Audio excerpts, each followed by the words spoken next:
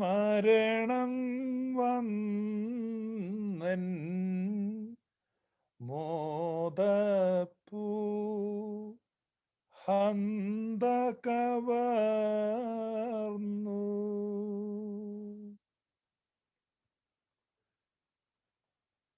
Glorious gospel active follower ആയിരിക്കുന്ന എൽദോ ഓയ മോലപ്പുരയിൽ നിങ്ങൾക്ക് വളരെ പരിചയമുള്ള ഒരു പ്രേക്ഷകനാണ്. അദ്ദേഹത്തിൻ്റെ സഹോദരി പുത്രൻ ഇന്ന് പുലർച്ചെ ഒരു ബൈക്ക് ആക്സിഡന്റിൽ ഈ ലോകത്ത് നിന്ന് മാറ്റപ്പെട്ടു. ഗ്ലോറിയസ് ഗോസ്പൽ ഫാമിലിയിലുള്ള എല്ലാവരും അതീവ ദുഃഖത്തിലാണ്. ഞാനും അവരുടെ ദുഃഖത്തിൽ പങ്കുചേരുന്നു. നമ്മൾ ഈ ഗീതത്തിന്റെ അവസാനം കേട്ടതുപോലെ ആ മോദപ്പൂവിനെ ഹന്ത കവർന്ന ആ മൃത്യുവിനെ സൗന്ദര്യത്തെ വരുത്തുവാൻ മശിഹ പ്രത്യക്ഷനായി എന്നുള്ള വിശ്വാസിയുടെ പ്രത്യാശ ആ ഭവനത്തെയും ഏർപ്പെട്ടിരിക്കുന്ന അതിന്റെ ദുഃഖത്തിലിരിക്കുന്നവരെയും ആശ്വസിപ്പിക്കട്ടെ എന്ന് പ്രാർത്ഥിക്കുന്നു.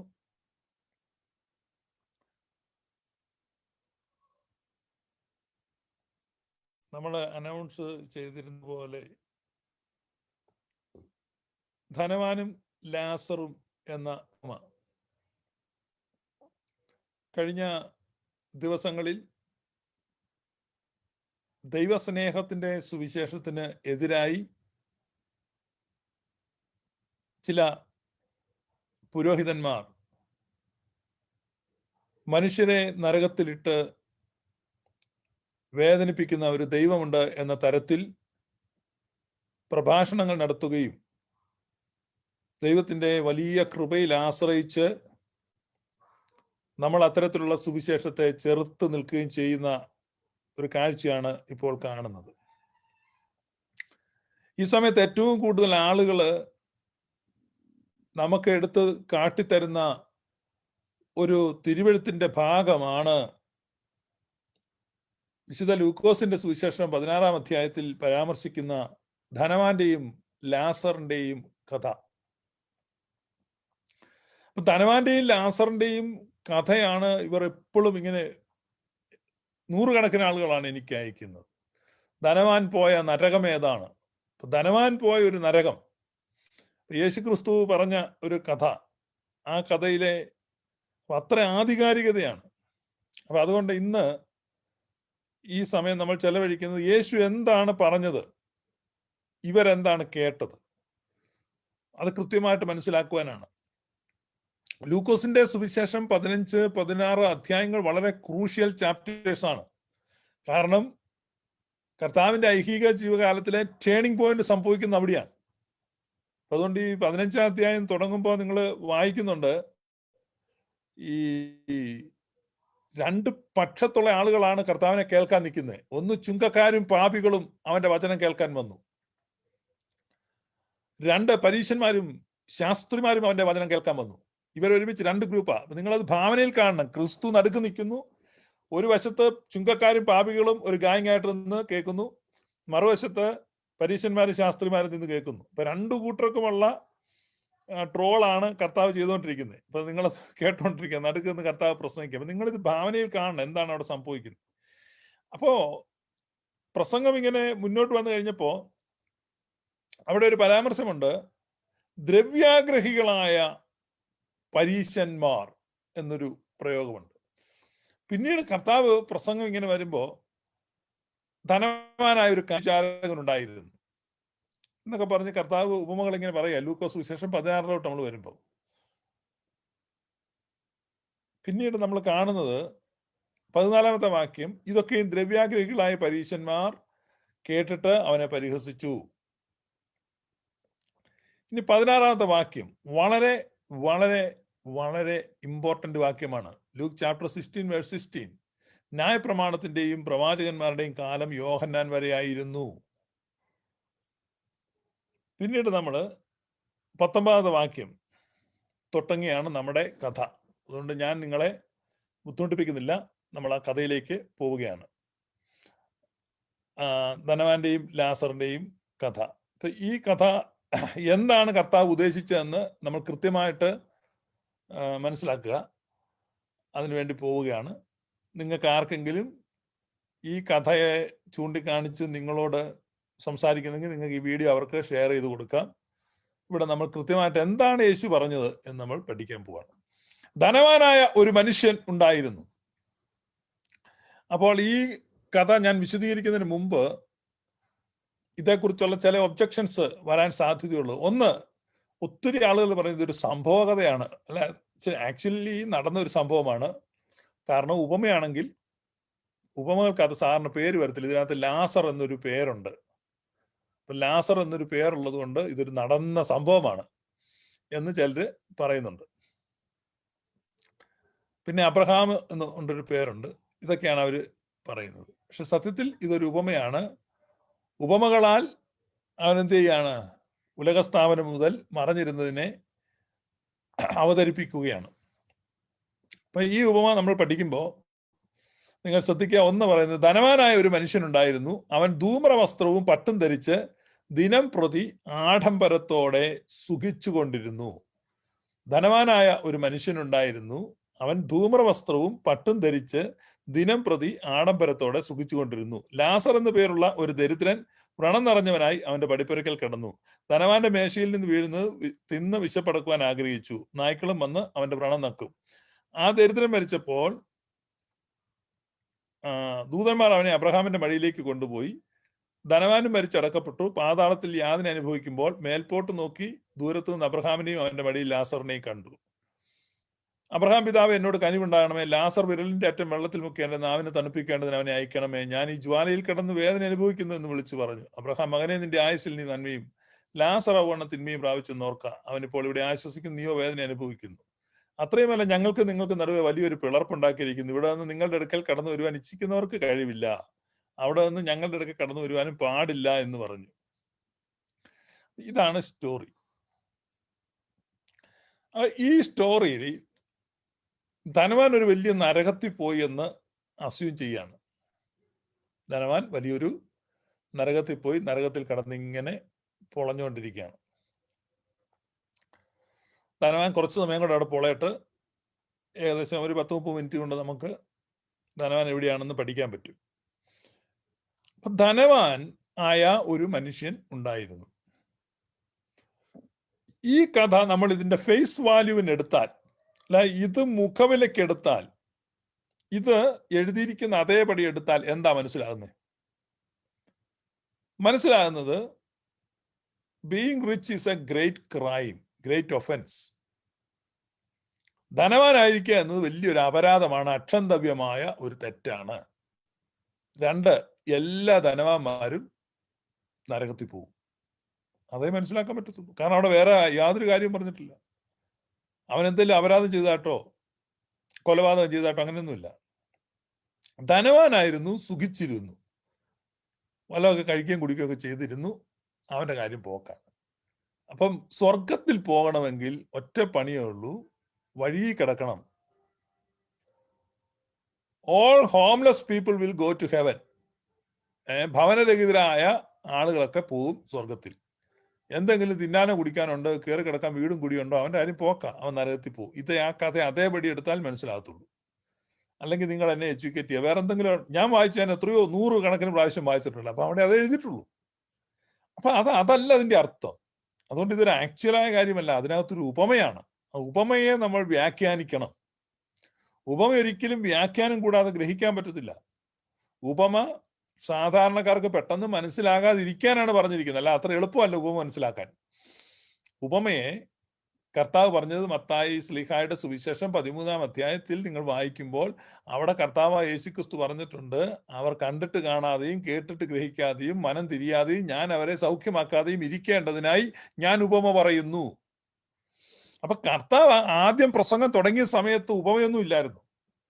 യേശു കർത്താവിന്റെ പ്രഭാഷണം തുടങ്ങിയ സമയത്ത് എല്ലാം ഡയറക്റ്റ് ആയിരുന്നു. നിങ്ങൾ നോക്ക് മലയാള പ്രസംഗം, ആത്മാവിൽ ദരിദ്രരായവർ ഭാഗ്യവാന്മാർ, ദുഃഖിച്ചിരിക്കുന്നവർ ഭാഗ്യവാന്മാർ, നീതി നിമിത്തം ഉപദ്രവം സഹിക്കുന്നവർ ഭാഗ്യവാന്മാർ, സൗമ്യതയുള്ളവർ ഭാഗ്യവാന്മാർ, അവർ ഭൂമിയെ കൈവശമാക്കും. ഇങ്ങനെയൊക്കെ അങ്ങനെ. ഇപ്പോൾ സമാധാനം ഉണ്ടാക്കുന്നവർ ഭാഗ്യവാന്മാർ, അവർ ദൈവത്തിന്റെ മക്കളെന്ന് വിളിക്കപ്പെടും. ഒരു ഉപമയില്ല, ഡയറക്റ്റ് ടീച്ചിങ് ആയിരുന്നു. അതിവർ കൈക്കൊള്ളാതെ വന്നപ്പോഴാണ് കർത്താവ് എന്ത് ചെയ്തത്? ഉപമയിലേക്ക് മാറി. അപ്പൊ പരസ്യമായിട്ട് എപ്പോഴും ഉപമ പറയും, വീട്ടിൽ വരുമ്പോൾ ശിഷ്യന്മാർക്ക് ഉപമ വ്യാഖ്യാനിച്ചു കൊടുക്കും. ആ ഒരു ശൈലി കർത്താവ് അവലംബിക്കുന്നത് വിശുദ്ധ മത്തായി ശ്ലീഹായുടെ സുവിശേഷം 13 അധ്യായത്തിലാണ്. നിങ്ങൾ ആ 13 അധ്യായം വായിക്കണം. ആ 13 അധ്യായത്തിൽ തന്നെ 7 ഉപമയുണ്ട്. പിന്നെ ഉപമ എന്തിനാ പറയുന്നെന്ന് എഴുതിയിട്ടുണ്ട്. അപ്പൊ ഈ ഉപമകൾ നമ്മൾ വ്യാഖ്യാനിക്കണം, എങ്കിലേ മനസ്സിലാകത്തുള്ളൂ. അപ്പൊ അതുകൊണ്ട് ഡയറക്റ്റ് ആയിട്ട് മനസ്സിലാക്കാൻ നോക്കല്ലേ. പറഞ്ഞിരിക്കുന്നത് എന്താണെന്ന് അതേപടി ഗ്രഹിച്ചാൽ വലിയ കുഴപ്പമാണ്. ഇപ്പൊ ഇതേപടി ഗ്രഹിക്കുകയാണെങ്കിൽ നരകത്തിൽ പോകണമെങ്കിൽ നമ്മൾക്കൊക്കെ വല്ല വ്രണമൊക്കെ പിടിക്കണം, വ്രണം പിടിച്ച് വഴി കിടക്കണം. അത് മാത്രമല്ല, ഏതെങ്കിലും ഒരു പട്ടിയെ കൊണ്ട് നക്കിക്കുകയും കൂടെ ചെയ്യണം. അപ്പൊ നമ്മൾ സ്വർഗത്തിൽ പോകും. അങ്ങനെ ഒരു ഉപദേശം ഉണ്ടാക്കണം. അത് നിങ്ങൾക്ക് ട്രൈ ചെയ്യാവുന്നതാണ്. ഇതേപടിയാണ് വിശ്വസിക്കുന്നതെങ്കിൽ നിങ്ങളൊരു കാര്യം ചെയ്യുക, എന്തെങ്കിലുമൊക്കെ വ്രണം ദേഹത്തുണ്ടാക്കി വഴി പോയി കിടക്കുക, പട്ടി നക്കി കഴിയുമ്പോൾ നിങ്ങൾ സ്വർഗത്തിൽ പോകും. ഇതാണ് നമുക്ക് അതിൽ നിന്ന് മനസ്സിലാക്കാൻ പറ്റുന്നത്. അപ്പൊ അതൊന്നും അല്ല കർത്താവ് പറഞ്ഞേ. കർത്താവ് ക്ലിയർ ആയിട്ട് ഒരു ഉപമയാണ്. എന്താണ് ആ ഉപമ? കേട്ടോണ്ടിരിക്കുന്ന പരീശന്മാരും ശാസ്ത്രിമാർക്കും മനസ്സിലായി എന്താ ഉപമയെന്ന്. അതുകൊണ്ടാണ് അവർ കർത്താവിനെ ക്രൂശിച്ചത്. കർത്താവ് പറഞ്ഞ ഉപമ എന്താണെന്ന് നമ്മൾ പഠിക്കുകയാണ്. ധനവാനായ ഒരു മനുഷ്യൻ ഉണ്ടായിരുന്നു. യേശു ഈ പറയുന്നത് ധനവാനായ മനുഷ്യൻ എന്ന് കർത്താവ് പറയുന്നത് ഒരിക്കലും ഒരു വ്യക്തിയെക്കുറിച്ചല്ല, മറിച്ച് ഇസ്രായേൽ എന്ന രാഷ്ട്രത്തെക്കുറിച്ച് അല്ലെങ്കിൽ ഇസ്രായേലിനെ കുറിച്ചാണ് കർത്താവ് പറയുന്നത്. ധനവാനായ ഒരു മനുഷ്യൻ ഉണ്ടായിരുന്നു.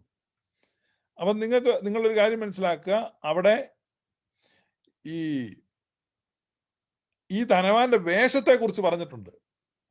ഈ ധനവാൻ എന്താണ് ധരിച്ചിരിക്കുന്നത്? ധൂമ്രവസ്ത്രവും പട്ടും ധരിച്ചിരിക്കുന്നു. ധൂമ്രവസ്ത്രവും പട്ടും ധരിച്ചിരിക്കുകയാണ്. Purple cloth and linen. ഈ പർപ്പിൾ ക്ലോത്ത് എന്ന് പറഞ്ഞാൽ ധൂമ്രവസ്ത്രം രാജത്വത്തെ സൂചിപ്പിക്കുന്നു, രാജാക്കന്മാരുടെ വേഷമാണ്. ഈ ലിനൻ എന്ന് പറഞ്ഞു കഴിഞ്ഞാൽ പുരോഹിതന്മാരുടെ വേഷമാണ്. അപ്പോൾ ഈ ധനവാൻ ധരിച്ചിരിക്കുന്ന വേഷത്തെ പറ്റി പറയുമ്പോൾ ഉപമ കേട്ടോണ്ടിരുന്ന പരീശന്മാർക്കും ശാസ്ത്രിമാർക്കും മനസ്സിലായി ഇത് ഇസ്രായേലിനെയാണ് സൂചിപ്പിക്കുന്നത്. അപ്പൊ ഇസ്രായേലിനെ കുറിച്ച് പറയാണ് ധൂമ്രവസ്ത്രവും പട്ടും ധരിച്ച ധനവാൻ. ധൂമ്രവസ്ത്രവും പട്ടും ധരിച്ച ധനവാൻ അല്ലെങ്കിൽ രാജത്വവും പൗരോഹിത്യവും ബ്ലെൻഡ് ചെയ്യപ്പെട്ടിരിക്കുന്ന ഒരു കമ്മ്യൂണിറ്റിയെ കുറിച്ച് പറയുകയാണ്. പുറപ്പാടിന്റെ പുസ്തകം 19 അധ്യായം 6 വാക്യം നിങ്ങൾ നോക്കുക. അവിടെ എഴുതിയിരിക്കുകയാണ്, നിങ്ങൾ എനിക്ക് ഒരു പുരോഹിത രാജത്വവും വിശുദ്ധ ജനവുമാകും. അപ്പൊ നിങ്ങളൊരു പുരോഹിത രാജത്വമാകും. അപ്പൊ അതാണ് അവിടെ പറയുന്നത്. ധൂമ്രവസ്ത്രവും പട്ടും ധരിച്ചു. അപ്പൊ ഇസ്രായേലിനെ കുറിച്ച് അവിടെ അവതരിപ്പിക്കുകയാണ്. ഇസ്രായേലിനെ കുറിച്ച് പറയുകയാണ്, നിങ്ങൾ ആരാണ്? നിങ്ങൾ ഈ ധനവാനാണ്. ധൂമ്രവസ്ത്രവും പട്ടും ധരിച്ച് നിൽക്കുന്ന ധനവാൻ. ഇനി ഇവരുടെ ധനം എന്താണ്? ഈ ഇസ്രായേലിനെ തന്നെയാണോ ധനവാൻ എന്ന് വിളിച്ചത് എന്ന് നിങ്ങൾ മനസ്സിലാക്കുക. ഇവരെ കുറിച്ച് തന്നെയാണോ പറഞ്ഞതെന്ന്. അപ്പൊ ഇസ്രായേലിനെ കുറിച്ച് പരിശുദ്ധനായ പൗലോസ് ശ്ലീഹ റോമാക്കാർക്ക് എഴുതുമ്പോൾ അവിടെ എഴുതിയിരിക്കുകയാണ്. 3 വാക്യം മുതൽ, റോമാ ലേഖനം 9 അധ്യായം 3 വാക്യം മുതൽ, ജഡപ്രകാരം എന്റെ ചാർച്ചക്കാരായ സഹോദരന്മാർക്ക് വേണ്ടി ഞാൻ തന്നെ ക്രിസ്തുവിനോട് വേർപെട്ട് ശാപഗ്രസ്തനാകാൻ ആഗ്രഹിക്കുമായിരുന്നു. അവർ ഇസ്രായേലിയർ. നിങ്ങൾ ഇവിടെ മനസ്സിലാക്കുക, ഈ ധനവാൻ ആരാണെന്ന് വ്യക്തമായിട്ട് പൗലോസ് ശ്ലീഹ പഠിപ്പിക്കുകയാണ്. അവർ ഇസ്രായേലിയർ. അടുത്ത്, പുത്രത്വവും തേജസ്സും നിയമങ്ങളും ന്യായപ്രമാണവും ആരാധനയും വാഗ്ദത്തങ്ങളും അവർക്കുള്ളവ, പിതാക്കന്മാരും അവർക്കുള്ളവർ തന്നെ.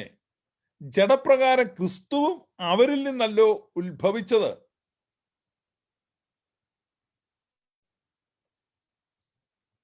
അപ്പൊ എല്ലാ സമ്പത്തും അവരുടേതാണ്. എന്താണ് അവരുടെ സമ്പത്ത്? അവരുടെ സമ്പത്ത് sonship, glory, laws, statutes, priesthood, sacrifices, worship and all kind of spiritual wealth. എല്ലാ ആത്മീക സമ്പത്തും. അപ്പൊ ഇത് മുഴുവനുള്ളത് ആർക്കാണ്? ഇസ്രായേലിനാണ്. ലോകത്ത് മറ്റൊരു ജാതിക്കും അങ്ങനെയില്ല. അപ്പൊ മറ്റു ജാതികൾ ദൈവവിഷയമായി ദരിദ്രരായിട്ടിരിക്കുമ്പോൾ ഇവർ ദൈവവിഷയമായി സമ്പന്നരായിട്ടിരിക്കുന്നു.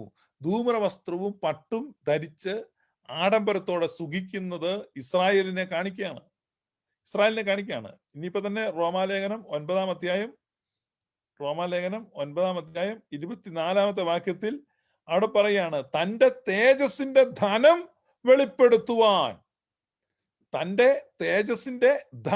വെളിപ്പെടുത്തുവാൻ. അപ്പോൾ ഈ ധനം എന്ന് പറഞ്ഞാൽ, അല്ലെ ധനവാന്റെ ധനം എന്ന് പറഞ്ഞാൽ എന്താണ്? ഇറ്റ്സ് എ റിച്ചസ് ഓഫ്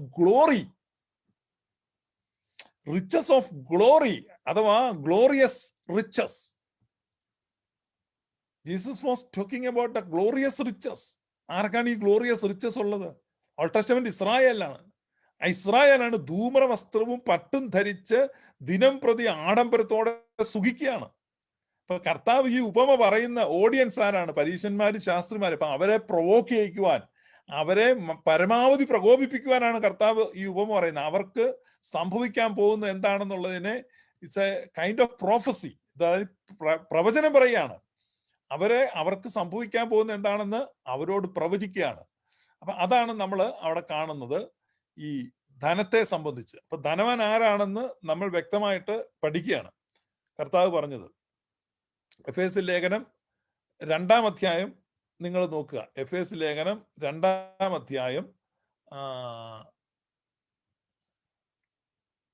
നിങ്ങൾ എടുക്കുക. അപ്പൊ ആദ്യം നമ്മൾ പഠിച്ചു ഈ ധനവാൻ ആരാണ്. ധനവാൻ എന്ന് പറഞ്ഞാൽ ഈ സമ്പത്തുള്ള ഈ ഇസ്രായേലാണ് ധനവാൻ. ഇനി അടുത്തത് ലാസർ ആരാണ്. ലാസർ ആരാണെന്ന് നമ്മൾ ബൈബിളിൽ നിന്ന് തന്നെ വായിക്കാൻ പോവാണ്. പൗലോസ് ശ്ലീഹ എഫെസസ്യർക്കാർക്ക് എഴുതുമ്പോൾ 2-ാം അധ്യായം അവിടെ പറയാണ്, 12-ാമത്തെ വാക്യം നിങ്ങൾ വായിക്കുക. അക്കാലത്ത് നിങ്ങൾ ക്രിസ്തുവിനെ കൂടാതെയുള്ളവരും ഇസ്രായേൽ പൗരതയോട് സംബന്ധമില്ലാത്തവരും വാഗ്ദത്തത്തിന്റെ നിയമങ്ങൾക്ക് അന്യരും പ്രത്യാശയില്ലാത്തവരും ലോകത്തിൽ ദൈവമില്ലാത്തവരുമായിരുന്നു എന്ന് ഓർത്തുകൊള്ളുവീൻ. അക്കാലത്ത് നിങ്ങൾ ക്രിസ്തുവിനെ കൂടാതെയുള്ളവരും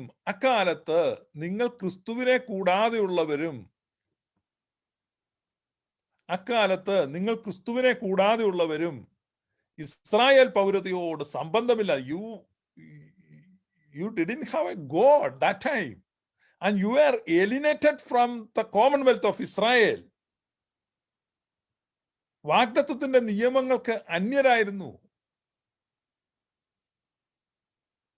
സ്ട്രേഞ്ചേഴ്സ് ആയി. അപ്പൊ നമ്മൾ അന്യരായിരുന്നു, പരദേശികളായിരുന്നു, ദൂരസ്ഥരായിരുന്നു. അപ്പൊ ഇതാണ് നമ്മൾ അവിടെ കാണുന്നത്. അപ്പൊ അന്യരായിരുന്നു, പരദേശികളായിരുന്നു, ദൂരസ്ഥരായിരുന്നു, വിദൂരസ്ഥരായിരുന്നു. അപ്പൊ ഇത് ലാസറിന്റെ പിക്ചറാണ്. ഹു വാസ് ലാസർ? അപ്പൊ ലാസർ ആരാണ് എന്ന് അവിടെ വ്യക്തമായിട്ട് പറയുകയാണ്. You are separate from Christ, excluded from the citizenship of Israel, and you are foreigners to the covenants of the promise, without hope, without God in this world. No hope, no God, no covenant, no promise, no relation to the covenant, and you are totally alienated from the Commonwealth of Israel. You have no connection. ഇതായിരുന്നു ലാസർ. അപ്പൊ ആരാണ് ലാസർ? ലാസർ എന്ന് പറഞ്ഞാൽ ലോകത്തെ ജാതികളെയും, ധനവാൻ എന്ന് പറഞ്ഞാൽ ഇസ്രായേലിനെയുമാണ് കർത്താവ് ഉപമയിൽ പറഞ്ഞത്. അപ്പൊ ധനവാൻ എന്ത് ചെയ്യുന്നു? ദിനം പ്രതി പട്ടും ആഡംബരവും ധൂമ്രവസ്ത്രവും ധരിച്ച് സുഖിക്കുന്നു, രാജത്വവും പൗരോഹിത്യവും എൻജോയ് ചെയ്യുന്നു. യെരൂശലേം ദൈവാലയം അവിടെ നിലനിൽക്കുന്നു, വലിയ ആഡംബരമാണ് അവിടെ നടക്കുന്നത്. അപ്പൊ അതേക്കുറിച്ചാണ് അവിടെ പറയുന്നത്. അപ്പൊ ഈ രണ്ട് പ്രതീകങ്ങളെയാണ് ആ ഉപമയിൽ കൊണ്ടുവരുന്നത്. ഇപ്പം മർക്കോസിന്റെ സുവിശേഷം 7-ാമത്തെ അധ്യായം, മർക്കോസിന്റെ സുവിശേഷം 7-ാമത്തെ അധ്യായം 24-ാമത്തെ വാക്യം. മർക്കോസിന്റെ സുവിശേഷം 7-ാം അധ്യായം 24-ാമത്തെ വാക്യം. അപ്പൊ ഇത് നമ്മൾ മിക്കവാറും ഈ തുടർച്ചയായിട്ട് തന്നെ ഈ വായിക്കുന്ന ഒരു നമ്മുടെ ഏവങ്കേലിയ ഭാഗത്തിൽ പല പ്രാവശ്യമാണ് ഒരു വർഷം ഈ ഭാഗം വരുന്നത്. ഞാൻ പലപ്പോഴും അത്ഭുതപ്പെട്ടിട്ടുണ്ട്, ഇതിന് ഇത്രയും പ്രാവശ്യം ഈ ഭാഗം എവങ്കേലിയന് വരുന്നത്, റിപ്പീറ്റ് ചെയ്ത് വരുന്ന ഒരു ഭാഗമാണ് സുറിയാനി സഭയുടെ ക്രമത്തിൽ. മർക്കോസ് വിശേഷം 7:24. അവൻ അവിടെ നിന്ന് പുറപ്പെട്ട് സോറിന്റെയും സീദോന്റെയും അതിർനാട്ടിൽ ചെന്ന് ഒരു വീട്ടിൽ കടന്നു. ആരും അറിയരുതെന്ന് നിശ്ചയിച്ചു, എങ്കിലും മറിഞ്ഞിരിക്കാൻ സാധിച്ചില്ല. അശുദ്ധാത്മാവ് ബാധിച്ച ചെറിയ മകളുള്ള ഒരു സ്ത്രീ അവന്റെ വസ്തുത കേട്ടിട്ട് വന്ന് അവന്റെ കാൽക്കൽ വീണു. അവൾ സുറൈഫോയ്ക്ക് ജാതിയിലുള്ള ഒരു യവന സ്ത്രീയായിരുന്നു. തന്റെ മകളിൽ നിന്ന് ഭൂതത്തെ പുറത്താക്കുവാൻ അവൾ അവനോട് അപേക്ഷിച്ചു. യേശു അവളോട്, മുൻപേ മക്കൾക്ക് തൃപ്തി വരട്ടെ, മക്കളുടെ അപ്പം എടുത്ത് ചെറുനായ്ക്കൾക്ക് ഇട്ടുകൊടുക്കുന്നത് നന്നല്ല പറഞ്ഞു. അവൾ അവനോട്, അതേ കർത്താവേ, ചെറുനായ്ക്കളും മേശയ്ക്കു കീഴേ കുട്ടികളുടെ അപ്പം തിന്നുമാറുണ്ടല്ലോ എന്ന് പറഞ്ഞു. ഇവിടെ പ്രധാനമായിട്ടും കർത്താവോട് പറയണ മക്കളുടെ അപ്പം. അപ്പം മക്കൾ എന്ന് പറഞ്ഞ ആരാണ്? അബ്രഹാമിന്റെ മക്കൾ. റോമാലേഖനം 9 നമ്മൾ വായിച്ചതാണ്, അബ്രഹാമിന്റെ മക്കൾ. അപ്പൊ അബ്രഹാമിന്റെ മക്കളായിരിക്കുന്ന അവരെ കുറിച്ച് ഇവിടെ പറയുകയാണ്. അവിടെ എന്തുണ്ട്? അവിടെ ഒരു മേശയുണ്ട്. ഈ സുറൈഫാനിക്ക ജാതിയിൽപ്പെട്ട ആ സ്ത്രീ എന്ത് ചെയ്യാണ്? ആ സ്ത്രീ എടുത്തു കാണിക്കുകയാണ്, ഒരു മേശയുണ്ട്. ഇപ്പൊ യേശു പറഞ്ഞ ധനവാന്റെയും ലാസറിന്റെയും ഈ ഉപമയിൽ നമുക്ക് ആ മേശ കാണാം. ആ മേശയ്ക്ക് കീഴെ നായ്ക്കളുടെ ഒരു ഫെലോഷിപ്പ് ഉണ്ട്. നായ്ക്കളെ കാണാം. ചെറു നായ്ക്കുട്ടികളാണ് ആ മേശയ്ക്ക് കീഴെ ഉള്ളതെന്നാണ് സുറൈഫാനിക്ക ജാതിയിൽപ്പെട്ട ആ സ്ത്രീ പറഞ്ഞത്. അതാണ് യേശു കർത്താവ് ഉപമയിൽ പറയുന്നത്. നായ്ക്കൾ നക്കുന്ന ഒരു ലാസർ. നായ്ക്കൾ നക്കുന്ന ഈ ലാസർ എന്താണ്? ലോകത്തിലെ വിജാതീയരെ സൂചിപ്പിക്കുകയാണ്, അല്ലെങ്കിൽ those who were alienated from the commonwealth of Israel and foreigners to the covenants of the promises. അതാണ് അവിടെ നമ്മൾ കാണുന്നത്. ഇനി നിങ്ങൾ പരിശുദ്ധനായ പൗലോസ്ലീഹ ഗലാത്യക്കാർക്ക് എഴുതിയ ലേഖനം നിങ്ങൾ എടുക്കണം. അതെടുത്തിട്ട് 3-ാം അധ്യായം 6-ാമത്തെ വാക്യം നിങ്ങൾ എടുക്കണം. അബ്രഹാം ദൈവത്തിൽ വിശ്വസിച്ചു, അത് അവന് നീതിയായി കണക്കിട്ടു എന്നുണ്ടല്ലോ, അതുകൊണ്ട് വിശ്വാസികൾ അത്രേ അബ്രഹാമിന്റെ മക്കൾ എന്ന് അറിയുവീ. അപ്പൊ വിശ്വാസികൾ ആകുന്നു അബ്രഹാമിന്റെ മക്കൾ. അപ്പൊ അതിനു മുമ്പ് നിങ്ങൾ കാണുന്ന ഈ റോമാലേഖനത്തിൽ നമ്മൾ വായിച്ചത് യഹൂദന്മാരാണ് അബ്രഹാമിന്റെ മക്കൾ എന്നുള്ളതാണ്. ഇവിടെയാണ് ഈ സ്റ്റോറിയിൽ അബ്രഹാം കയറി വരുന്നത്. അബ്രഹാം എന്തിനു വരുന്നത്? അപ്പൊ ഈ അബ്രഹാമിന്റെ മടിയിൽ പോയി ഇരിക്കുക. ഇതൊക്കെ കാണുമ്പോഴേക്കും അബ്രഹാമിന്റെ മടിയിൽ മരിച്ചവരെല്ലാം കൂടെ കയറിയിരുന്നു. അബ്രഹാമാണ് ഇങ്ങനെ കാലകത്തി എന്തുമാത്രം ആളുകളെ കയറ്റി ഇരുത്തുന്നത്. ഇങ്ങനെയൊക്കെയുള്ള വികലമായ ചിന്തകളാണ് ആളുകളുടെ മനസ്സിൽ വന്നുകൊണ്ടിരിക്കുന്നത്. അതുകൊണ്ട് കൃത്യമായിട്ട് ആ ഉപമയിൽ എന്താണ് കർത്താവ് പറഞ്ഞത് എന്ന് ഗ്രഹിക്കാനാണ് നമ്മൾ ശ്രമിക്കേണ്ടത്. ഇവിടെ നമുക്ക് 2 പിക്ചർ കിട്ടി. ഒന്ന്, ധനവാൻ, അത് ഇസ്രായേലാണ്. ധൂമ്രവസ്ത്രവും പട്ടും ധരിച്ച് സുഖിക്കുന്ന ധനവാൻ. അവന്റെ മേശയുടെ കീഴിൽ കിടന്ന് കഷ്ടപ്പെടുന്ന, അവന്റെ മേശയുടെ കീഴിൽ കിടന്ന് കഷ്ടപ്പെടുന്ന ലാസറിനെ നമ്മൾ കാണുന്നു. ഇനി നിങ്ങൾക്ക് ഇതിനകത്ത് ഒരു ഇത്രയും പറഞ്ഞിട്ടും ഉറപ്പ് വരാത്തവർക്ക് കൊണ്ട് ഞാൻ ഒരു വാക്യം കൂടെ വായിച്ചു കേൾപ്പിക്കാം.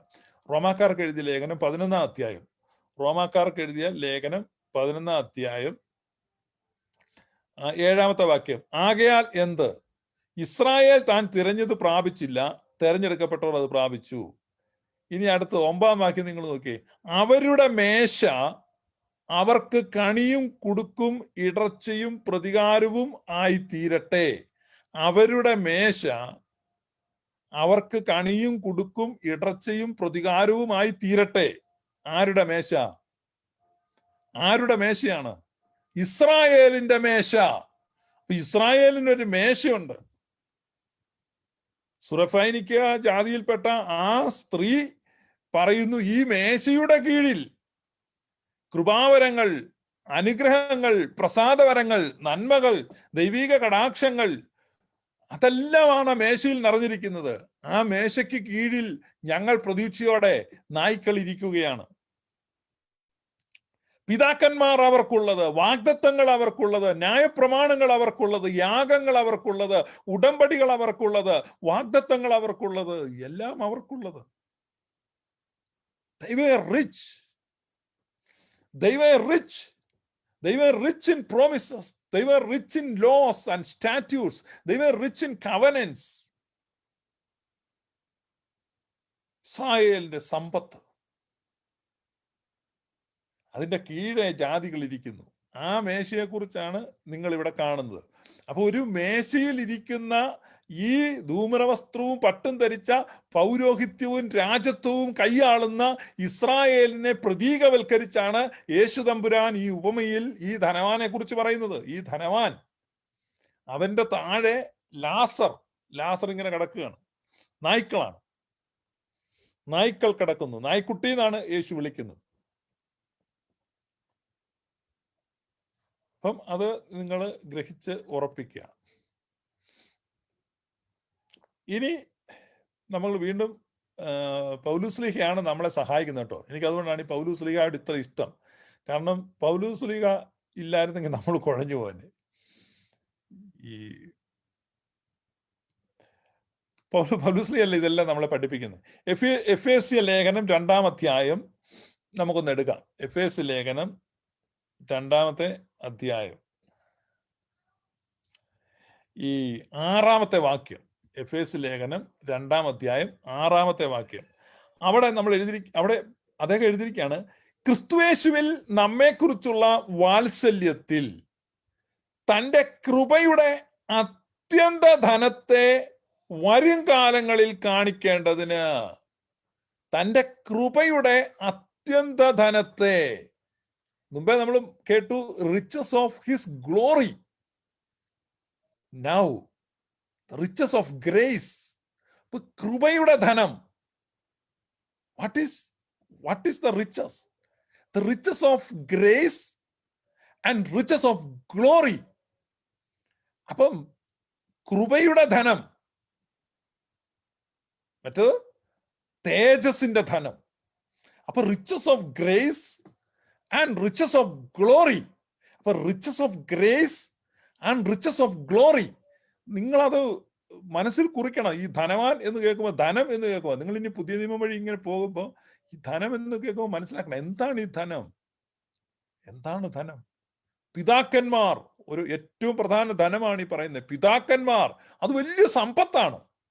പിതാക്കന്മാർ, അതില്ലാത്തവർ മോങ്ങിക്കൊണ്ട് നടക്കുന്നുള്ളൂ. അപ്പൊ നമുക്ക് നമ്മുടെ സഭയെ സംബന്ധിച്ച് നമുക്ക് പിതാക്കന്മാരുണ്ട്.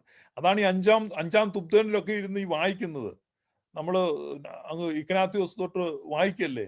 ഇഗ്നാത്യോസും ബെസേരിയോസും ദിയസ്കോറോസും ഗ്രിഗോറിയോസും അന്തിമോസും ഈവാനിയോസും പീലക്സീനോസും ഇങ്ങനെ നമ്മൾ വായിച്ചു വരുന്ന പിതാക്കന്മാർ, അത് വലിയൊരു സമ്പത്താണ്. പിതാക്കന്മാർ ഉണ്ടായിരിക്കുക എന്ന് പറഞ്ഞാൽ വലിയൊരു സമ്പത്താണ്. പ്രോമിസസ്, സ്റ്റാറ്റ്യൂട്ട്സ്, കവനൻസ്, അപ്പൊ ദൈവിക ഉടമ്പടികൾ, പ്രമാണങ്ങൾ, വാഗ്ദത്തങ്ങൾ, നിയമങ്ങൾ. ഇപ്പൊ നമ്മുടെ സഭയെ സംബന്ധിച്ച് നമ്മൾ now we are so rich. Suriyani സഭ ഭയങ്കര റിച്ച് ആണ്. എങ്ങനെ ലിറ്റർജി നമുക്കുള്ള പ്രുമിയോനുകൾ, സെതറാകൾ, യനിയോനുകൾ, കോലോകൾ, കുക്കിലിയോനുകൾ, സെതറാകൾ, ഈ എക്ബോകൾ, എന്തുമാത്രം പ്രാർത്ഥനകൾ, ഈ തിയോളജി, ഈ ഗീതങ്ങൾ, മെമ്രാകൾ, ഇതെല്ലാം കിടക്കില്ലേ? എത്ര ക്രമങ്ങൾ, നമ്മുടെ കലണ്ടർ, ഇതെല്ലാം റിച്ചസ് ആണ്. Glorious riches. അപ്പൊ ഈ സമ്പത്ത്, അപ്പൊ ഈ അന്നത്തെ കാലത്ത് ലോകത്ത് വേറൊരു ജാതിക്കും ഈ ദൈവവുമായിട്ട് ഇങ്ങനൊരു ബന്ധമില്ല.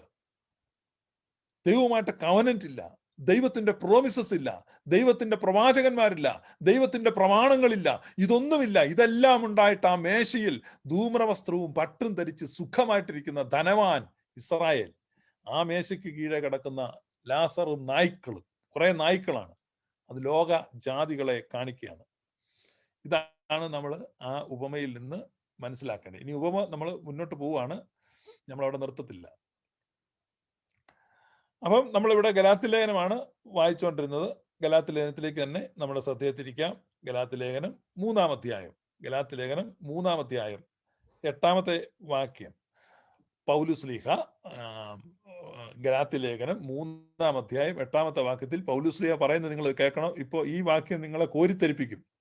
ഞാൻ വെറുതെ പറയുന്നല്ല, നിങ്ങൾ ആത്മാർത്ഥമായിട്ട് കേൾക്കുകയാണെങ്കിൽ നിങ്ങൾക്ക് രോമഹർഷമുണ്ടാകുന്ന വാക്യമാണ് ഈ വായിക്കാൻ പോണേ. റോമാലേഖനം ഗലാത്യ ലേഖനം 3-ാം അധ്യായം 8-ാമത്തെ വാക്യം. സകല വിശുദ്ധന്മാരിലും ഏറ്റവും ചെറിയവനായ എനിക്ക് ജാതികളോട് ക്രിസ്തുവിന്റെ അപ്രമേയ ധനത്തെ കുറിച്ച് പ്രസംഗിപ്പാനും. വാവ്, കണ്ടോ? പൗലോസ്ലീഹ പറയാണ് അദ്ദേഹത്തിന് പ്രസംഗിക്കാനുള്ള എന്താണ്? അദ്ദേഹത്തിന് പ്രസംഗിക്കാനുള്ളത് ഒന്ന് മാത്രമാണ്, അപ്രമേയ ധനത്തെ കുറിച്ചാണ് പ്രസംഗിക്കാനുള്ളത്. ക്രിസ്തുവിന്റെ അപ്രമേയ ധനത്തെ കുറിച്ച് പ്രസംഗിക്കാനുള്ളത്.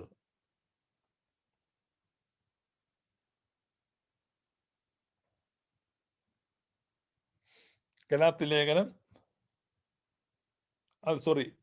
എഫേസ്യ ലേഖനം 3-ാം അധ്യായം 8-ാമത്തെ വാക്യം. ഞാൻ ഗലേഷ്യൻസ് എന്ന് പറഞ്ഞു കേട്ടോ, എനിക്ക് നാക്ക് വശയിൽ പോയതാണ്. എഫേസ്യ ലേഖനം 3-ാം അധ്യായം 8-ാമത്തെ വാക്യത്തിൽ നമ്മൾ വായിക്കുകയാണ്, സകല വിശുദ്ധന്മാരിലും ചെറിയവനായ എനിക്ക്. എഫേസ്യ ലേഖനം 3-ാം അധ്യായം 8-ാം വാക്യം. Although I am less than the least of all the Lord's people, this grace was given me to preach to the Gentiles the boundless riches of Christ. എനിക്ക് അതേക്കുറിച്ച് പ്രസംഗിക്കുവാൻ എനിക്ക് വലിയ സന്തോഷം Paulose Sleeha പ്രകടിപ്പിക്കുകയാണ്.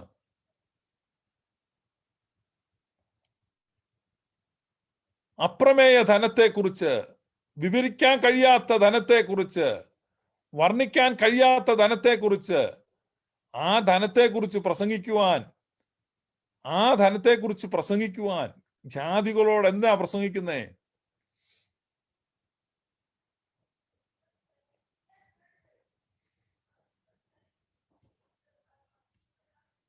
This grace has enabled me to preach to the Gentiles about the incomprehensible riches of Christ,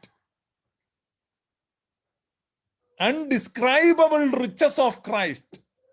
വർണ്ണിക്കാൻ കഴിയാത്ത ധനത്തെക്കുറിച്ച്, ഗ്രഹിക്കാൻ കഴിയാത്ത ധനത്തെക്കുറിച്ച്.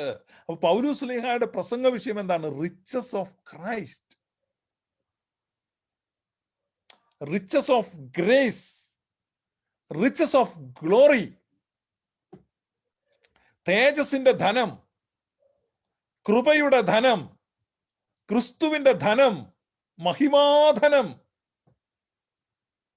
അപ്രമേയ ധനം, ഇൻകോംപ്രിഹെൻസിബിൾ riches. ആ ധനത്തെ ഏതെല്ലാം തരത്തിലാണ് അദ്ദേഹം വിശേഷിപ്പിക്കുന്നത് നിങ്ങൾ നോക്കുക. അപ്പൊ ആ ധനം, അതാണ് ഇവിടെ പറയുന്ന ഈ ധനവാന്റെ ധനം. അപ്പൊ കൃപയുടെ അത്യന്ത ധനത്തെ ആണ് പൗലോസ്ലീഹ പ്രസംഗിച്ചത്. ഇനിയിപ്പോ നമ്മൾ നമ്മുടെ സ്റ്റോറി നോക്കുകയാണ്. ആ സ്റ്റോറിയിൽ പറയാണ്, ധനവാനും ലാസറും മരിച്ചു.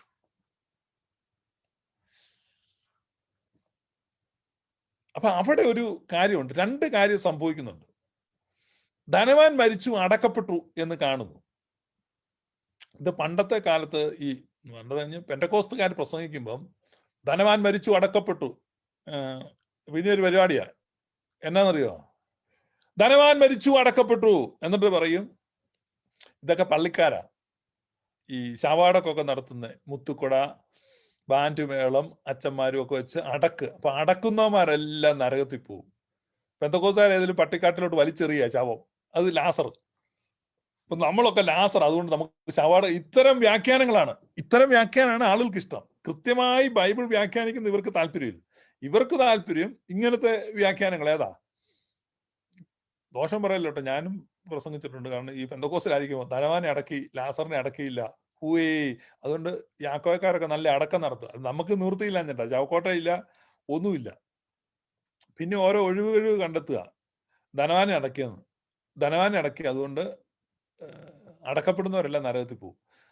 അതൊന്നുമല്ല അതിന്റെ അർത്ഥം. അപ്പൊ നമ്മൾ കൃത്യമായിട്ട് ഗ്രഹിക്കാൻ പോകും എന്താണ് അതിന്റെ അർത്ഥം. അപ്പൊ ലാസറിനെ അടക്കിയതായിട്ട് യേശു പറയുന്നില്ല, മറിച്ച് ലാസർ ഉയർത്തപ്പെട്ടു. He was elevated to the bosom of Abraham. അബ്രഹാമിന്റെ മടിയിലേക്ക് ലാസർ ഉയർത്തപ്പെട്ടു മരണാനന്തരം. ധനവാൻ എന്ത് ചെയ്തു? അടക്കപ്പെട്ടു. അപ്പം ഞാൻ ആ ഉപമ എടുക്കുകയാണ്. ഉപമ എടുത്തിട്ട് നമുക്ക് വായിക്കാം.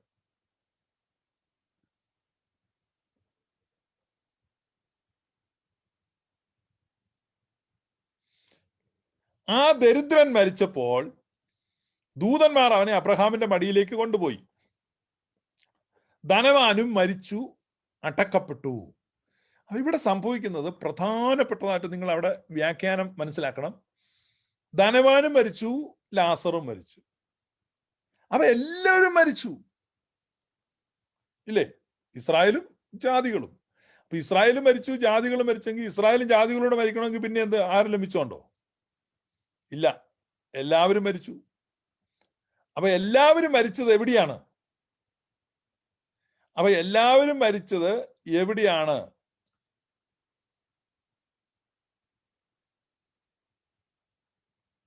അപ്പൊ അത് നമ്മൾ കണ്ടുപിടിക്കുകയാണ് ഈ ബൈബിളിൽ തന്നെ.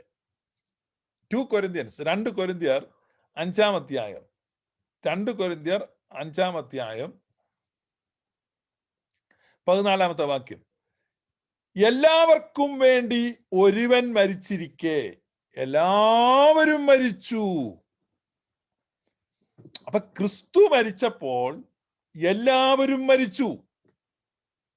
ക്രിസ്തു മരിച്ചപ്പോൾ ധനവാനും മരിച്ചു, ലാസറും മരിച്ചു. ക്രിസ്തു മരിച്ചപ്പോൾ ഇസ്രായേലും മരിച്ചു, ജാതികളും മരിച്ചു. ക്രിസ്തു മരിച്ചപ്പോൾ ആദാമ്യ സന്തതി മുഴുവൻ മരിച്ചു, അവനിൽ മരിച്ചു. അപ്പൊ ക്രിസ്തു മരിച്ചപ്പോൾ ആര് മരിച്ചു? എല്ലാവരും മരിച്ചു. ക്രിസ്തു മരിച്ചപ്പോൾ എല്ലാവരും മരിച്ചു.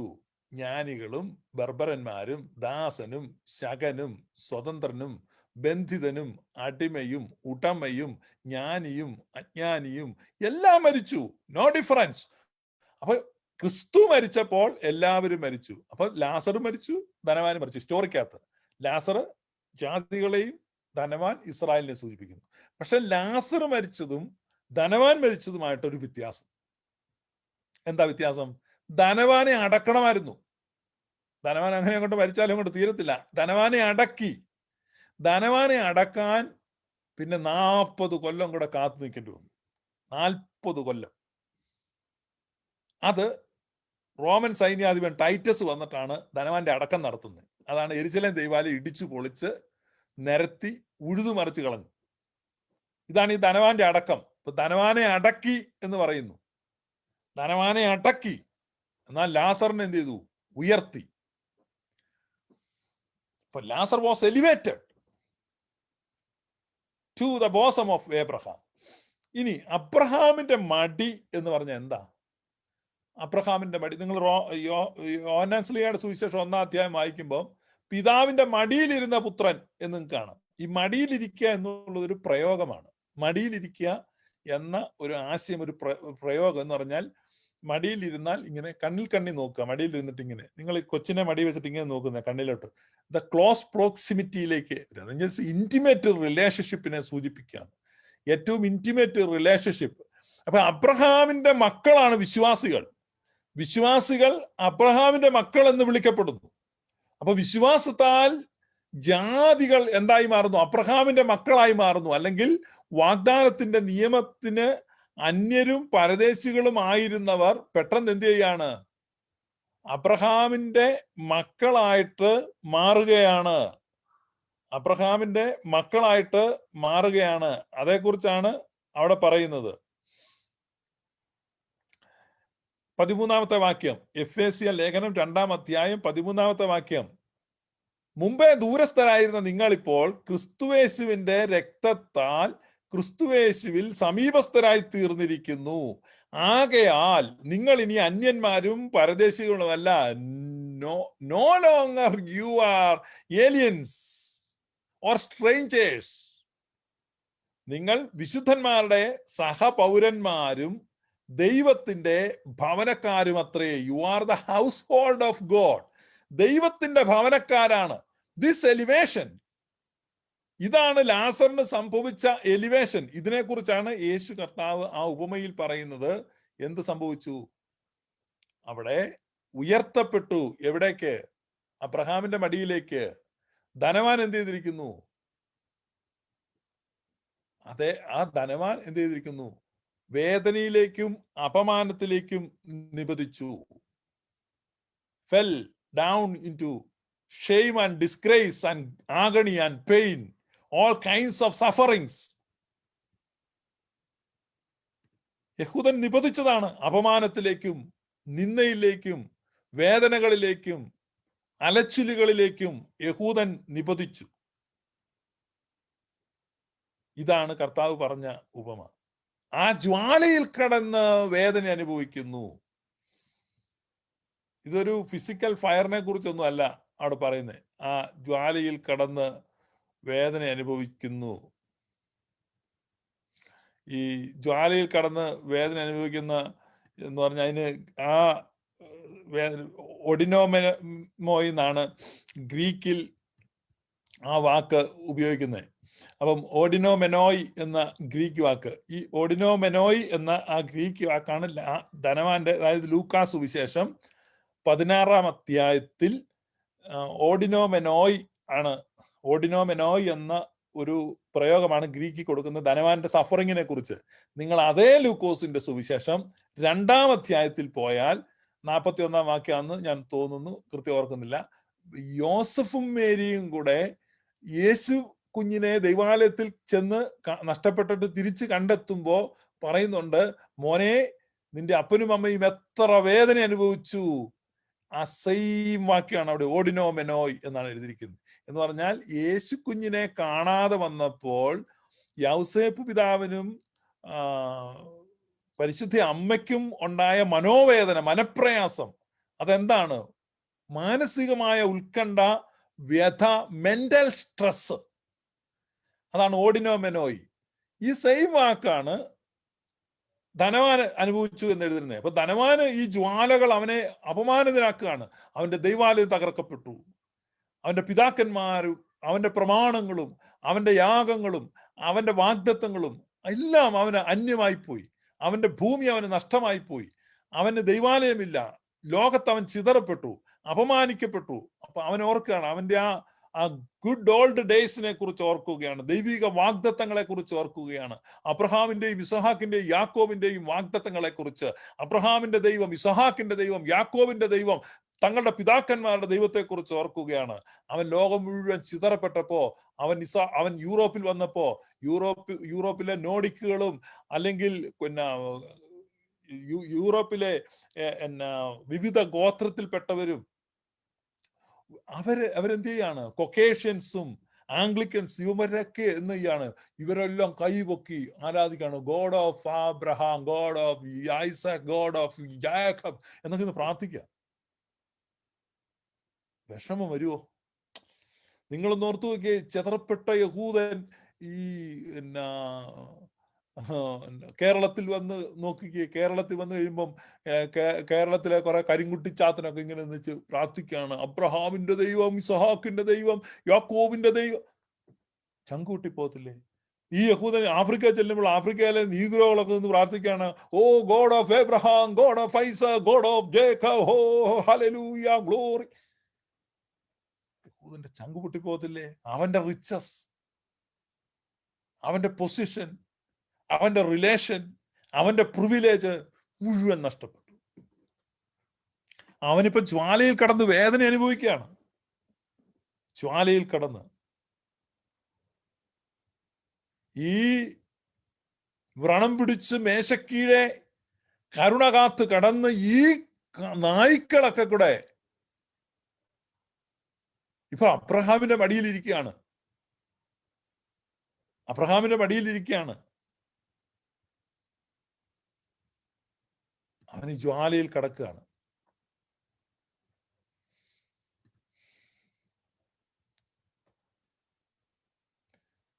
ജ്വാലയിൽ കിടക്കുകയാണ്. യോഹന്നാന്റെ സുവിശേഷം 8-ാം അധ്യായം നിങ്ങൾ നോക്കണം. അബ്രഹാം നിങ്ങൾക്ക് പിതാവുണ്ടെന്ന് നിങ്ങൾ അഹങ്കരിക്കരുത്. യേശു കർത്താവ് പറയാണ്, നിങ്ങൾ പറയുന്നു ഞങ്ങൾക്ക് അബ്രഹാം പിതാവായിട്ടുണ്ട്, ഈ കല്ലുകളിൽ നിന്ന് അബ്രഹാമിന് മക്കളെ സൃഷ്ടിക്കുവാൻ എനിക്ക് കഴിയും എന്ന് നീ മനസ്സിലാക്കി. അവരുടെ പ്രൈഡായിരുന്നു, അതാണ് നഷ്ടപ്പെട്ടത്. ലാസർ എന്ന വാക്കിന്റെ അർത്ഥം എന്താ നിങ്ങൾക്കറിയോ? ലാസർ എന്ന വാക്കിന്റെ അർത്ഥം ദൈവം സഹായിക്കുന്നു എന്നാണ് അർത്ഥം. ഇനി ഒറ്റ വാക്കിൽ നമ്മൾ പറഞ്ഞാൽ ദൈവസഹായം. ദൈവസഹായം എന്നാണ് ലാസറിന്റെ അർത്ഥം. ദൈവസഹായം. ലാസർ എന്ന വാക്കിന്റെ, ലാസറസ് എന്ന വാക്കിന്റെ അർത്ഥം ഹെൽപ്പ് ഓഫ് ഗോഡ്. ദൈവസഹായം എന്ന് പറഞ്ഞാൽ ദൂതന്മാർ അവനെ അബ്രഹാമിന്റെ മടിയിൽ എത്തിച്ചു. അതാ അവന്റെ തന്നെ ഒരു എഫോർട്ട് അല്ല. It was not his self effort. നമ്മുടേതായ ഒരു കഴിവ് കൊണ്ടുമല്ല, ദൈവത്തിന്റെ സഹായം, ദൈവത്തിന്റെ കരുണ. ഞാൻ ആയിരിക്കുന്നത് കൃപയാൽ അത്രയായിരിക്കുന്നു. പൗലോസ്ലീഹ സാക്ഷ്യപ്പെടുത്തുകയാണ്. അപ്പൊ നമ്മൾ ആയിരിക്കുന്നത് കരുണയാണ്. ഇതാണ് സുറിയാനി സഭയുടെ ലിറ്റർജി. അടിമുടി നിങ്ങൾ നോക്കിയാൽ കാണാൻ പറ്റുന്ന ഇതാണ്. കരുണ, കരുണ, കരുണ, കരുണ, കരുണ, ദയ, കരുണ, മേഴ്സി. കർത്താവെ കരുണ ചെയ്യണമേ, കർത്താവെ കരുണ ചെയ്യണമേ, കർത്താവെ കരുണ ചെയ്യണമേ. കാരണം എന്താണ്? ഈ മേശക്കീഴെ നിന്ന് നായ്ക്കളായി കിടന്ന് നമ്മെ ഉയർത്തിയത്. അതുകൊണ്ടാണ് ആ പേരിട്ടിരിക്കുന്നത് ലാസർ. ഒന്നും പ്രശംസിപ്പാനില്ല, ഒന്നും പുകഴാനില്ല. ആരാണ് ലാസർ? ഞാനാണ് ലാസർ. ആരാണ് ലാസർ? നീയാണ് ലാസർ. അപ്പൊ സ്വയം ലാസർ എന്ന് തിരിച്ചറിയുന്നിടത്താണ് സ്പിരിച്വാലിറ്റി. അപ്പൊ താൻ ഒരു ലാസർ ആണെന്ന് തിരിച്ചറിയുക. അതാണ് ഈ നമ്മളെ സുറിയാനി സഭയുടെ വിശുദ്ധ കുർബാന കഴിയുമ്പോൾ ഈ കുർബാന അർപ്പിച്ച പുരോഹിതൻ വന്നിട്ട്, ഞാനോ ബലഹീനനും പാപിയും ആകുന്ന ദാസൻ എന്ന് പറയുന്നത് ഞാനൊരു ലാസർ. മേശക്കീഴെ കിടന്നവൻ, വ്രണം പിടിച്ചവൻ, നായ്ക്കൾ നക്കിക്കൊണ്ടിരുന്നവൻ, ഒരു കണ്ണിനും കരുണ തോന്നാതിരുന്നവൻ, ആരും ഒരു സാധ്യതയും കൽപ്പിക്കാതിരുന്നവൻ. ഇന്നിപ്പോ ആരാണ്? ഞാൻ അബ്രഹാമിന്റെ മടിയിലിരിക്കുന്നു. ദൂതന്മാർ അവനെ കൊണ്ടുപോയി. It was not his self effort. എനിക്ക് പ്രശംസിപ്പാൻ ഒരു വകയുമില്ല. പ്രശംസിക്കുന്നെങ്കിൽ ഞാൻ ക്രിസ്തുവിനെ സംബന്ധിച്ച് പ്രശംസിക്കും, അവന്റെ കൃപയെ സംബന്ധിച്ച് പ്രശംസിക്കും, അവന്റെ ദയയെ സംബന്ധിച്ച് പ്രശംസിക്കും. ദാവീദ് രാജാവ് പറയുകയാണ് പ്രവചനാത്മാവിൽ, നിന്റെ ദയ ജീവനേക്കാൾ നല്ലതാകുന്നു. നിന്റെ ദയ ജീവനേക്കാൾ നല്ലതാകുന്നു. This his mercy, his grace, the riches of his grace, riches of his glory, incomprehensible riches. ഇപ്പോൾ നമുക്ക് ആ സമ്പത്തുണ്ട്. സഭയ്ക്ക് ആ സമ്പത്തുണ്ട്.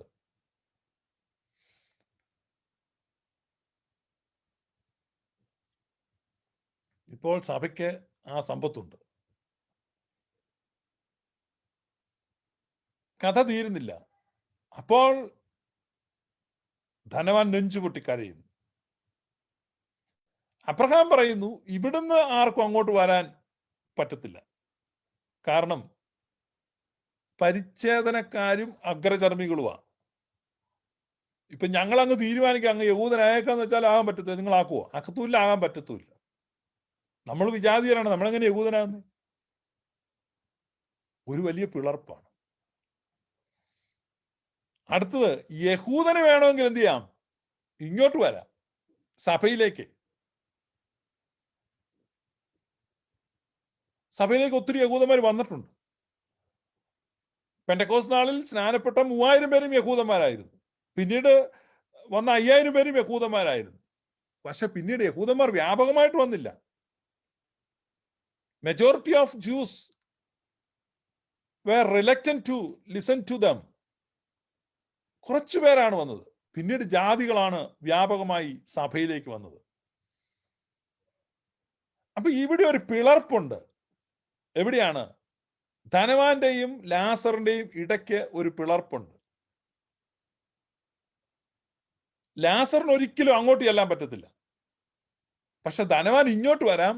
അതിങ്ങോട്ട് വരാൻ പറ്റാത്തൊരു പിളർപ്പുണ്ട്. ആ പിളർപ്പ് ആര് തന്നെ ഉണ്ടാക്കിയിരിക്കുന്നതാണ്? ധനവാന്റെ പ്രോബ്ലമാണ്. അപ്പൊ അതെവിടെയാണ്? പൗലോസ്ലീഹയാണ് നമ്മെ പഠിപ്പിക്കുന്നത്. പൗലോസ്ലീഹ അതിനെക്കുറിച്ച് എഴുതിയിരിക്കുന്നത് റോമാലേഖനത്തിലാണ്. ഞാൻ വായിക്കാം. റോമാലേഖനം 11 അധ്യായം.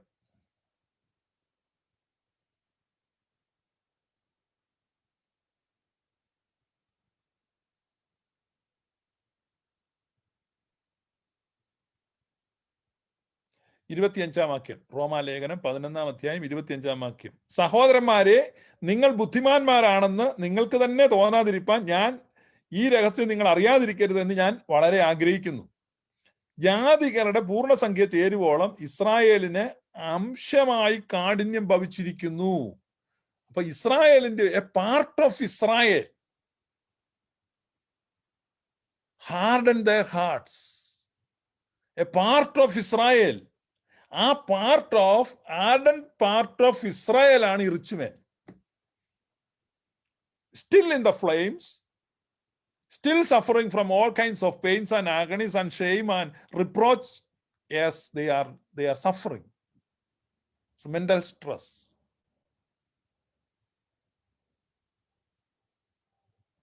ഈ രഹസ്യം നിങ്ങൾ അറിയരുത്. വേർപാടിന്റെ ഒരു നടുച്ചുവർ.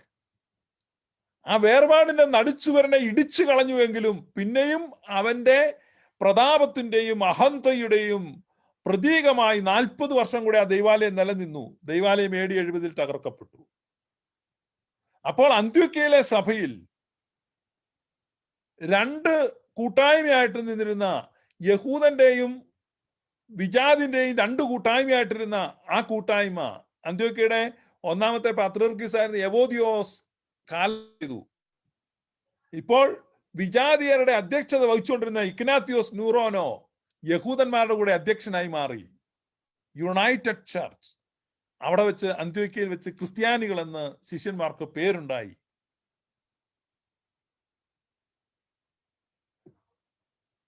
കൃത്യമായിട്ട് കാര്യങ്ങൾ മനസ്സിലാക്കുക. അപ്പൊ ഇതാണ് സംഭവിച്ചത്. ഇതേക്കുറിച്ചാണ് കർത്താവ് ഈ ഉപമ പറഞ്ഞത്. ഈ ഉപമ പറഞ്ഞത് യഹൂദന് എന്ത് സംഭവിക്കാൻ പോകുന്നു, ജാതികൾ എപ്രകാരം എലിവേറ്റ് ചെയ്യപ്പെടാൻ പോകുന്നു, ദൈവിക പദ്ധതികൾ എങ്ങനെ നിറവേറ്റപ്പെടാൻ പോകുന്നു, ഇതേക്കുറിച്ചാണ് പൗലോസ് പറഞ്ഞത്. It's a mystery of dispensation. യുഗങ്ങളായി മറഞ്ഞു കിടന്ന മർമ്മം. ഈ ഉപമ വെച്ചിട്ടാണ് പാവപ്പെട്ട മനുഷ്യരെ പേടിപ്പിക്കുന്നത്. നിങ്ങൾ മരിച്ചു കഴിയുമ്പോൾ നിങ്ങളെ കൊണ്ട് തീ കാത്തിടുമെന്നും അവിടെ ഇട്ടിങ്ങനെ വറക്കുമെന്നും പൊരിക്കുമെന്നും. നോൺസെൻസ്. നിങ്ങൾ ആദ്യം മനസ്സിലാക്കുക, ഫൂളിഷ്നെസ് ആണ്.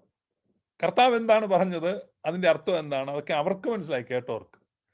ഇതാണ് കൃത്യമായിട്ട് ധനവാന്റെയും ലാസറിന്റെയും ഉപമയിൽ കർത്താവ് ഉദ്ദേശിച്ചത്. അതുകൊണ്ട് പ്രിയപ്പെട്ടവരെ, ആ കാഠിന്യം ഇവിടെ ഹൃദയകാഠിന്യമാണ് ഇവിടെ കാണുന്നത്. അപ്പം ജാതികളുടെ പൂർണ്ണ സംഖ്യ ചേരുവോളം ഇസ്രായേലിന് എന്താണ് സംഭവിച്ചത്? ഇസ്രായേലിന് അംശമായി കാഠിന്യം ഭവിക്കുകയാണ്. ഇസ്രായേലിന് അംശമായി കാഠിന്യം ഭവിക്കുകയാണ്.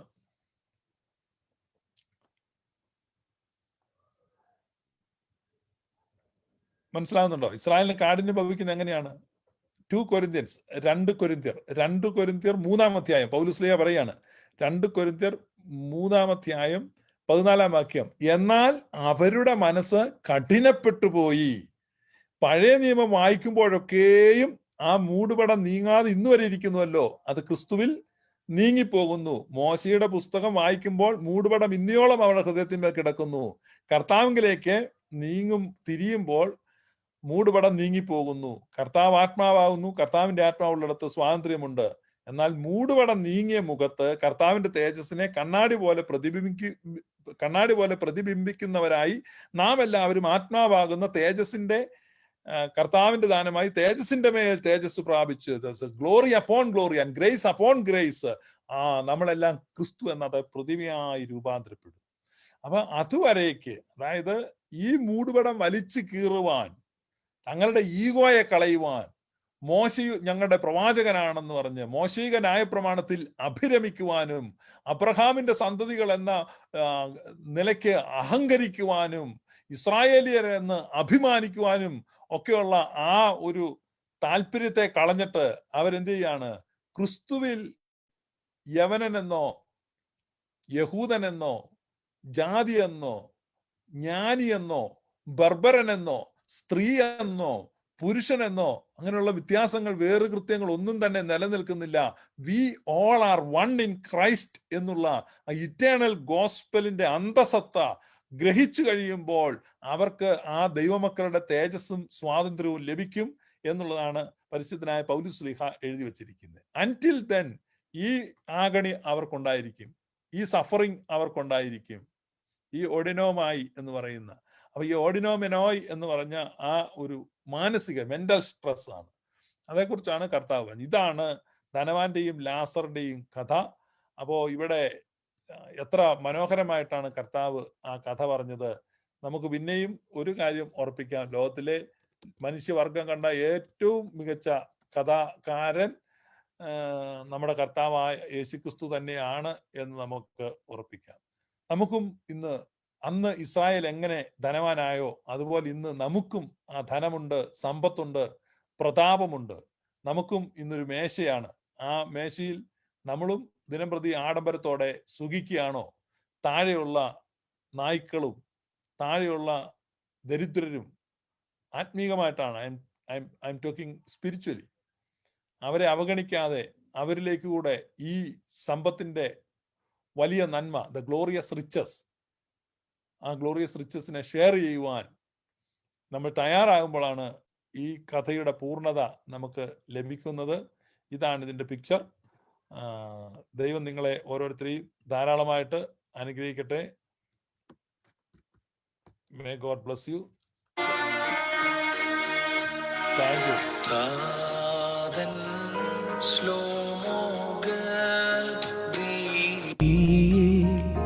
മൂലം മേലിന ധന്യ മറിയാമിനു നൽകപ്പെട്ടു. തീപ്പൂണ്ടോൻ വായിൽ തിങ്ങും ശ്ലോമോ ചൊന്നാൻ നാഥൻ നിൻ കൂടെ തന്നുദയം നിന്നിൽ. ശ്ലോമോ തന്നിബിയന്മാർക്കും ശ്ലോമോ തൻ ശ്ലീഹൻ മാർക്കും ശ്ലോമോ ശ്ലോമോ നാദങ്കൽ കൂറേറും സഹദേന്മാർക്കും ശ്ലോമോ തന്മക്കൾ വസിക്കും പരിശുദ്ധ സഭയ്ക്കും ശ്ലോമോ. നാം ദൈവസുതന്മാരാവാം ആയുഷ്കാലത്തിൽ ചൊല്ലി തന്നത്താദരയോർക്കേണം. നയവാന്മാർ പുണ്യപ്പെട്ടു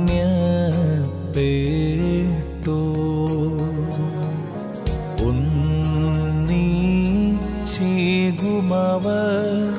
കാശ്വാസം സ്വർഗേ പുത്രൻ ദൈവം.